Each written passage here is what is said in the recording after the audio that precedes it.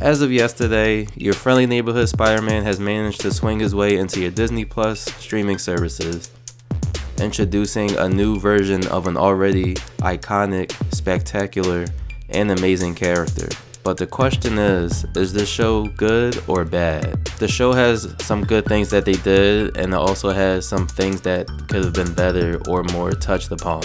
So for this review, I'm gonna start off with the positives so I won't sound like a negative Nancy, and there will be slight spoilers ahead just in case you guys are strict about that kind of thing. So if you didn't know this show was originally supposed to be a prequel to Tom Holland's MCU Spider-Man right before he was introduced in Captain America Civil War.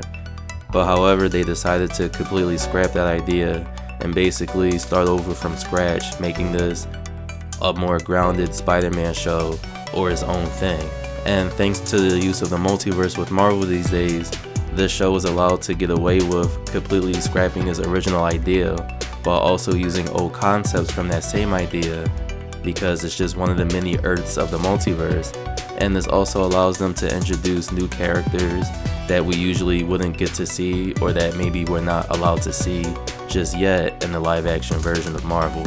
So having this be its own completely separate thing from the MCU while still being able to reference bits and pieces of it because that was their original concept, that was a good move on their part. Another overall positive thing about your friendly neighborhood Spider-Man is the overall story and vibe of the show. In other Spider-Man media, in most cases, he's in school, but we don't really see him struggle to keep up with his class and Spider-Man life. We might have seen that back then, but nowadays, it's just Spider-Man or Peter's in school for 2 seconds, and then he has to leave, and then the rest of the story is just involving Spider-Man, but not his normal Peter Parker life so much. Here, it does a mixture of both things, but we're getting mostly introduced to just Peter Parker's regular life, even though he already starts off as Spider-Man in the show. And it also gives me like a spectacular Spider-Man vibe when they do this kind of thing, because all of the high schoolers in this show feel like actual characters. They bring something to the plot, and it gives you a brand new cast of characters to work with or to watch. Overall, just the way they set up certain characters and foreshadowing of what they'll become in the future for both, comic book viewers and casual viewers alike is just a good thing that they do really good within the show. And I also like the fact that this show is leaning more towards its goofy or cheesy aspects from Spider-Man comics in general. You could kind of tell with this based on how the animation is, because they're trying to go for a comic book art style, and the show is just more humorous this time around, and things are more creative looking, I should say. And having the show air in pairs or 3 episodes at once every week is a genius idea, but this is usually a case of the writers or the people behind the scenes knowing how the fans are reacting to the show initially before it releases. So for example, when the Echo show came out last year, they knew that the fans weren't gonna like it or have very low interest in it, so that's why they released all the episodes of season 1 at once. Whereas for your friendly neighborhood Spider-Man, they knew that the fan base was divided based off of their teaser trailer or whatever bits and pieces of information they were dropping about the show before it fully came out. So then they decided to say, alright, well, let's just put it in pairs of 2s and 3s. And not only are we getting more content this way, but it'll make the lifespan of the show go a lot faster, which matches with this comic book vibe, because comic books or single issues for comic books go by pretty fast. And this will also make us more excited because not only did we get more content this week, but we'll also get even more content next week as well. So yeah, genius strategy right there, guys. Good job. So on to the negative aspects of the episode, or to sound more positive, on to the things that they could have done a lot better. One of them being how they did Doctor Strange. So slight spoilers for episode 1. In episode 1, we see the symbiote Kraven creature looking thing from the trailers, and in this episode he's escaping from Doctor Strange himself. And the reason I don't like this version of Doctor Strange right here is because he's fighting like the MCU version of Doctor Strange would.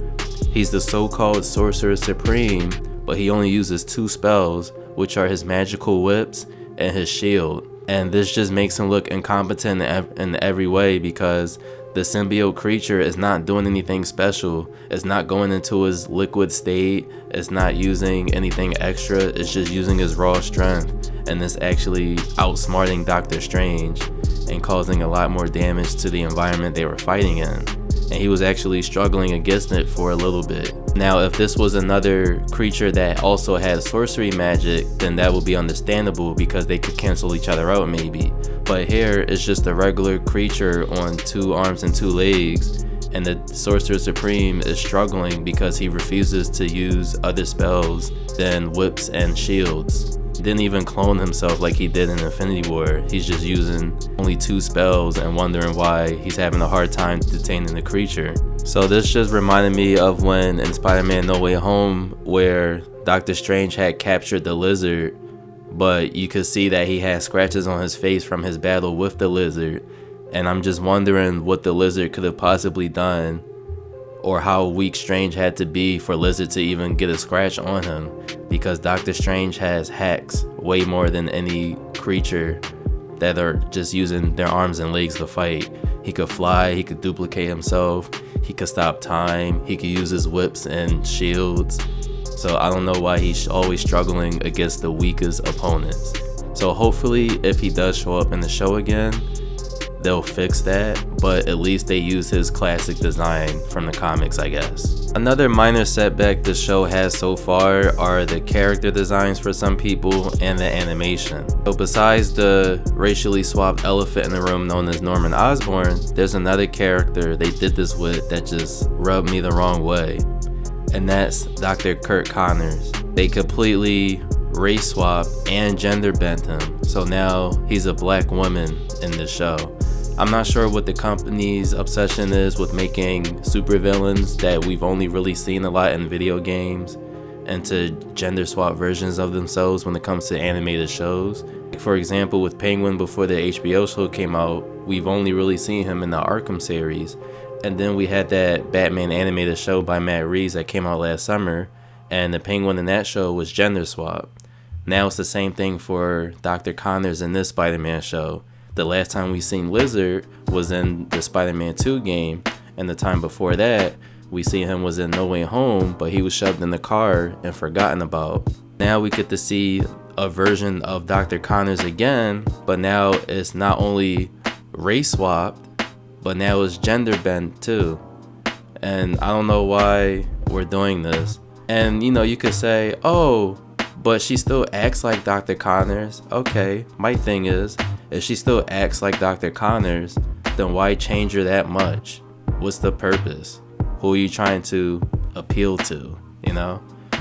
But other than that, it shouldn't take away from the show too much if she's gonna act like Dr. Connors anyway. That just really rubbed me the wrong way, because, you know, I just felt like we haven't seen Lizard that much in a long time, and the one time they do bring the Lizard back, this is what they do. So if that's the case, you just want to have a black woman in your show related to Dr. Connors, you could have just made a completely new character. That would have been fine. Also with the animation, some of these characters have facial features that look like they were drawn on with marker. So one example of this is Aunt May's design. She's based off of the MCU's very young Aunt May look. And near her eyes, she has this like Naruto whiskers thing going on. But whenever she talked or her eyes squint, her little whiskers stay in one spot. Those are supposed to be the wrinkles, but it just kind of comes off weird. And that's the case for a lot of the characters. When they talk, their mouths are moving, they might blink sometimes, but the facial expressions aren't really there all the way, and it just ends up looking stiff. But the rest of the body movements are cool, but just the facial details and the more finer details are what needs to be worked on. So hopefully they get this together in future episodes. Overall, this show is off to a very positive start, and I am praying that they could keep it up, because Disney Plus Marvel shows usually tend to start off good and then they just decline later in the seasons. But yeah, I like how all the characters bounce off of each other really well. They're very relatable because they're high schoolers, so I'm sure a lot of the audience can relate to that.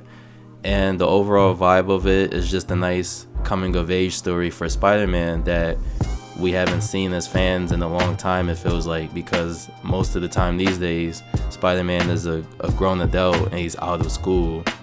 But them using school as most of the setting for the show is a good thing. It's a nice change of pace and is kind of leaning towards the more classic storytelling of Spider-Man from back then. So with that being said, let me know in the comment section what you thought about the show if you watched it already. And like always, be sure to hit that like and subscribe button along with the notification bell. And I'll see you guys on the next video.